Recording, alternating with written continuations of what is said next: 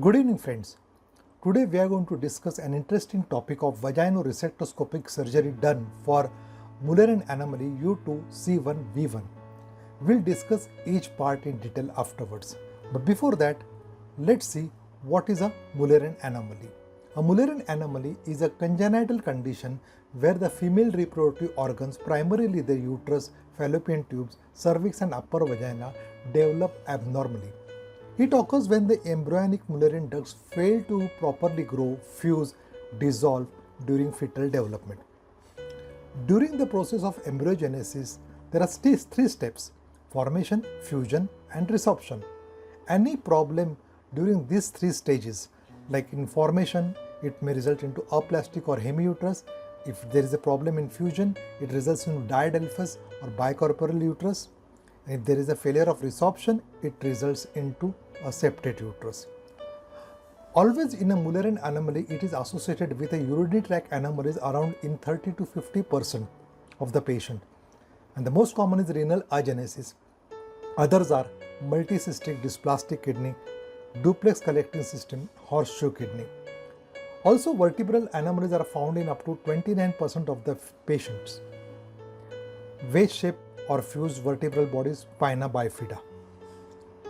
Now, this is the ESJ classification of Mullerian anomalies. Apart from considering only the uterus, it also considers the coexistent vaginal and cervical anomalies. You can go through the table where each number is given to the cervix and the vagina, and this anomaly is described.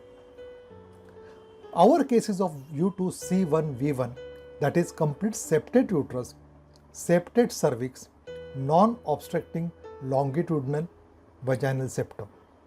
Now, how to diagnose, we'll discuss step by step. But before that, let's see what our patient's findings are.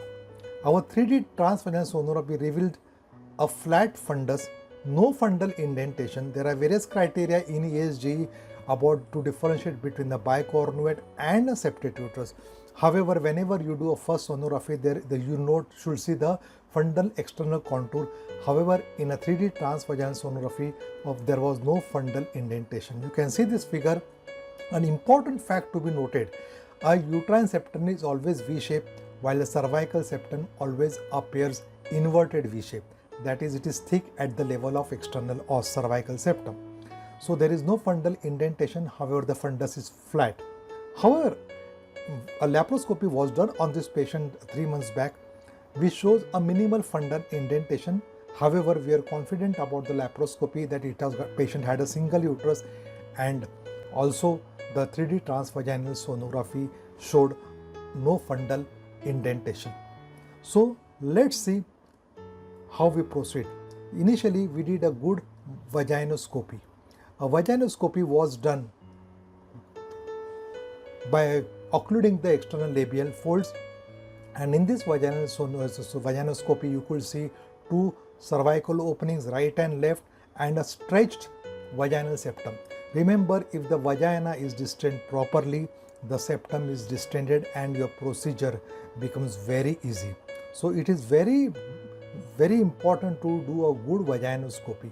Now we enter into the right cavity gradually. When we enter slowly, we could see the right ostia, a small cavity, micropolyps are also seen there. Now you see that the striations. People are mistaken this as a adhesions. No, this is a line of fusion of the two parts of the uterus which failed to resorb, which failed to disappear. Resorption wasn't there. This is the cervical canal. Gradually we came out, and then we proceeded to the another cavity. This is the right ostia. These are the striations, which is the line of fusion of two parts of the uterus. Now this is the another left cervical opening. We enter the cavity into the cervical canal gradually, slowly, and here we could see the left ostia. Again, you can see on the left side of the screen, right side of the screen, you can see the striations, and these are the line of fusion of the two parts of the uterus.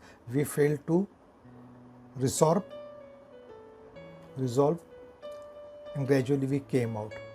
So a diagnostic vaginoscopy is very important, and how to proceed for the surgery we'll discuss.